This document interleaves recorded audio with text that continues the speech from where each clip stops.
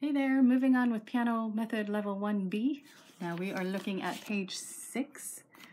So we're just doing the top one. It's called Songbird at Morning. So we're skipping a little bit. Once in a while we'll skip some songs. Feel free to play anything we don't play together. They're all really similar. They just, some of them are just more information than others. So this one definitely we want to hit. So this one, this is still G position, and it tells you this. If they don't tell you, just look at where the range is, right? They say put your thumb on the G, pinky on the D, that puts you in G position, right? So that works out. But if they don't tell you, just scan the range. That's your low note, that's your high note. Just put your hand in a place where you can do that. Okay, so right hand, you got a lot of quarter notes, eighth notes, quarter note, eighth note, right? So just a lot of counting, right? And then meanwhile, you have all these slur lines. That means keep it smooth, right? Just don't jump around too much. When you hit the third line, this is a tie. Meanwhile, there's a slur on top, right? The tie means hold it for 2 counts plus that eighth note, that half count. So that's 1 and 2 and 3 and 4 and, right? So holding that for 1 and 2 and 3, and then that's on the and. All right, moving onwards. Yeah, it's all very similar. Lots of eighth notes. When you get to the third line, these are staccatos. Hopefully you've seen these before. That means just to play these short. So usually when you play notes, it would sound like this, but with the staccato, you want it short. Right, this is your little songbird chirping away. That's the idea with those. Play them all, but they're all short, short, short, short, and then slowing down, and then holding the last one, right? And also getting softer. Okay, so let's do just right hand first. See if that's making sense. I'll just hold on to this for right hand. Okay, 1, 2, ready, go.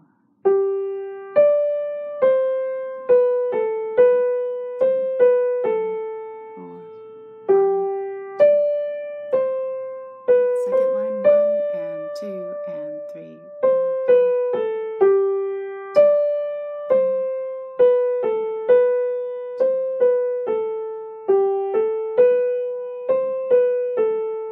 Last line, these are staccatos.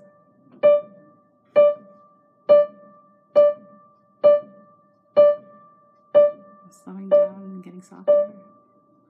And 1, 2, 3, 4. All right, hopefully that's making sense. Going back and looking at the left hand, similarly G position, right? That's a B. That's a third finger, they say. So here's your G, that's where your pinky is sitting. Your high note, just as with the other songs we're doing right now, that's your high note, that's your D, middle C, the D above it.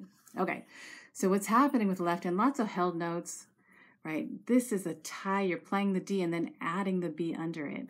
So what that would look like, just starting with that C, D, and then adding the B. So it would look like this, you're doing C, D, and then hold that while you add the B on there, right, with a tie. Okay, hopefully that makes sense. After that, you've got some double notes coming up, just playing 2 notes at a time, right? And again, this should be pretty much review, but the idea is you're definitely playing those 2 notes at the same time, a lot of that. So those two, the G and D, would look like this, right? You've got G and D together, 2 notes, the A and C, the next ones, right? So you got to coordinate those. When you have double notes, let your wrist do some of that work for you, right? Give yourself height and drop into the next one. If you do single notes with just fingers, they're different lengths. They're going to land funny. So if you drop in, it's easier. All right. Still looking at the second line here. Another new concept. You've got 2 notes at once, right? The double notes, but the top one's a half note and the bottom is a whole note. So the idea is that whole note, the G underneath is going to hold for the whole measure. Meanwhile, these notes on top will change. So you start them together, hold that while you change to this one. So like this, G and D together, 1, 2, and then change this note, but you're still holding on to the pinky, right?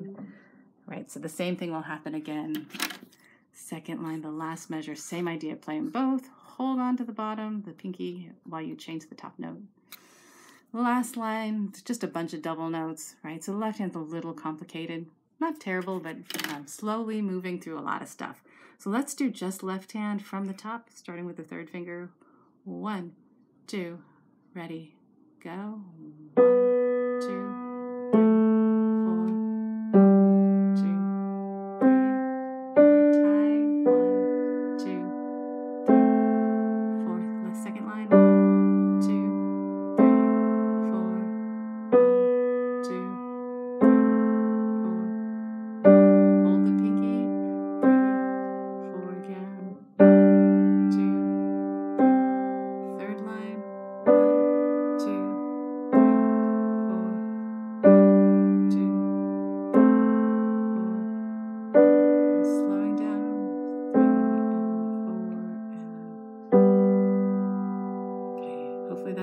sense. So let's take it from the top, both hands. All right, this is where it gets a little more challenging, but more fun too. All right. See if I can get this to stay. All right. 1, 2, ready, go.